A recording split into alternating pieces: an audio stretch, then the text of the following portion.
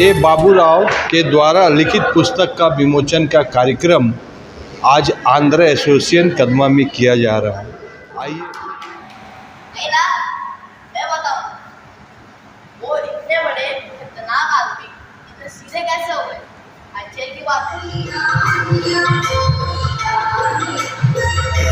अरे काम करो, क्या हो रहा है? समझे?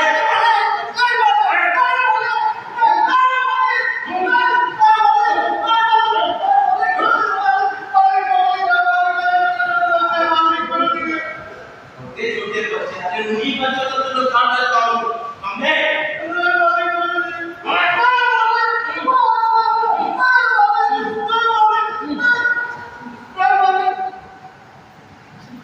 ठीक है, सुन।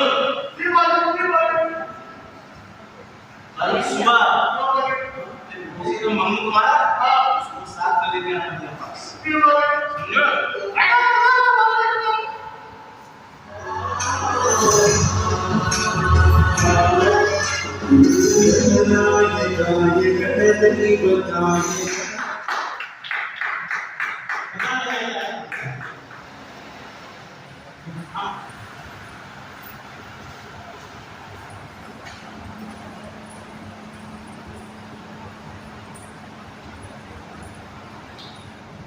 मैं दिनेश श्रीवास्तव, आप देख रहे हैं आपका अपना एडी लाइव।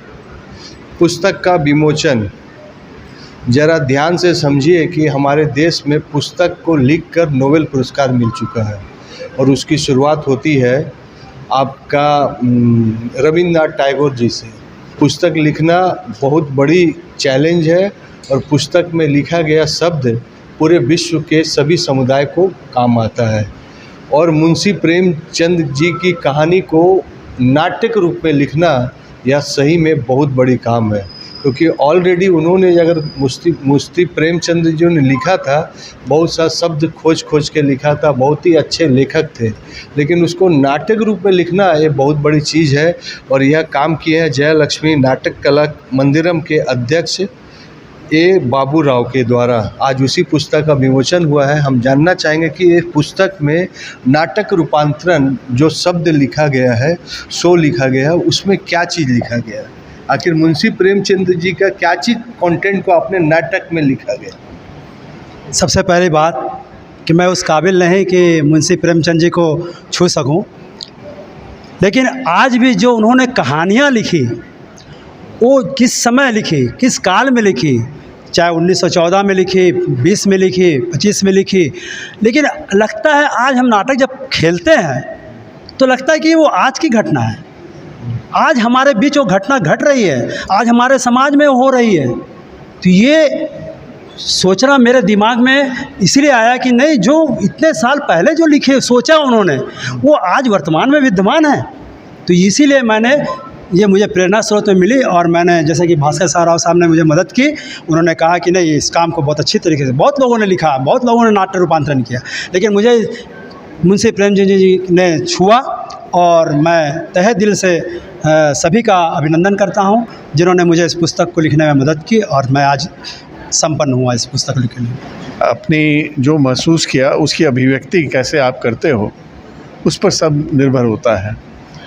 तो भले ऑटोमोबाइल इंजीनियर हो, लेकिन अगर उसके अंदर कलाकार होगा, लेखक की क्षमता होगी तो अच्छे से लिखेगा और वो भावनात्मक रूप में अपनी बात को पेश कर सकेगा और उसका असर होगा।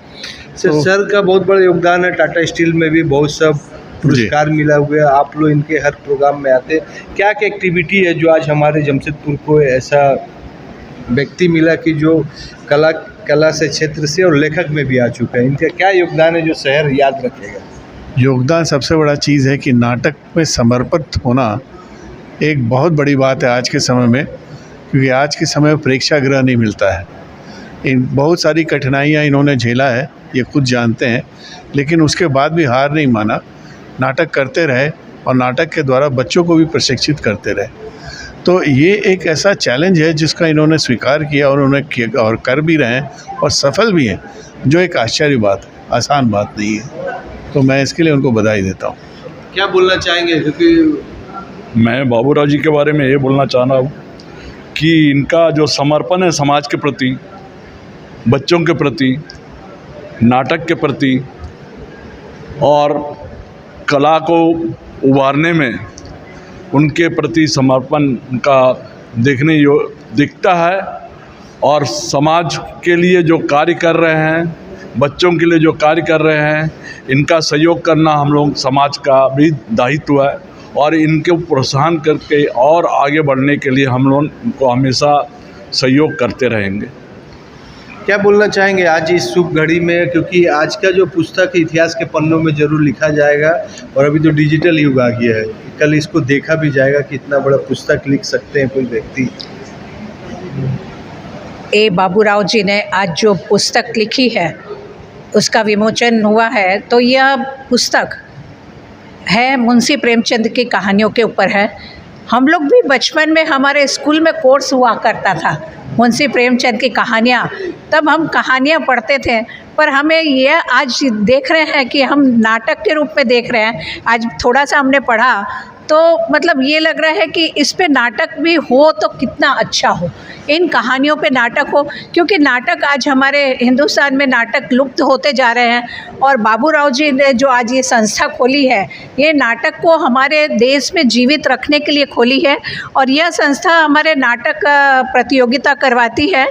बाबूराव जी इसका बहुत प्रयास करते हैं, बच्चों को नाटक का बचपन से ही नाटक में मतलब उन लोग जुड़े नाटक के साथ, क्योंकि नाटक एक ऐसी चीज़ है कि आप नाटक में एक कोई भी आप उसमें रोल करके आप जीवन जी सकते हैं। जैसे आप बहुत साधारण हैं पर नाटक में आप राजा बन के आप राजा का जीवन जी सकते हैं कुछ समय के लिए, और वो नाटक में आप खुशी भी प्राप्त कर सकते हैं, अपना सुख दुख सभी कर सकते हैं। और ख़ास कर मुंशी प्रेमचंद जी की कहानियाँ जो है वो तो बचपन से ही हमने सुनी है, हमारे दिल को छू जाती है, और यह अगर नाट्य रूप में रूपांतर हुआ है तो बहुत ही अच्छा कार्य हुआ है।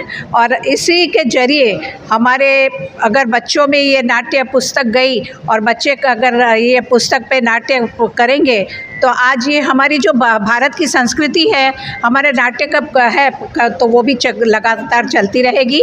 और इन्हीं शब्दों के साथ बाबूराव जी को बहुत बहुत तहे दिल से बधाई, शुभकामना।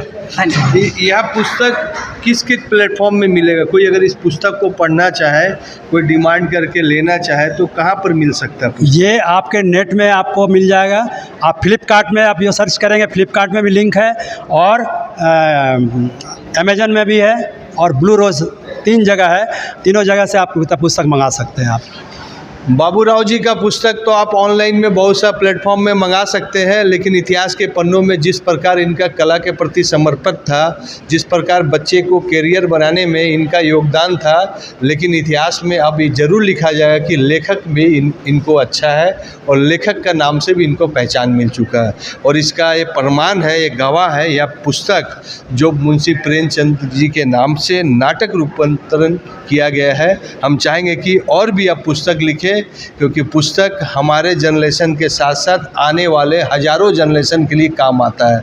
तो बाबूराव जी को और भी पुस्तक के लिए अगर आप लिखते हैं तो उसका ज़रूर हम अपने एडी लाइव चैनल में दिखाएंगे। एडी लाइव वीडियो को लाइक कीजिए, चैनल को सब्सक्राइब कीजिए। एडी लाइव की पूरी टीम की ओर से सभी को धन्यवाद। जोहार।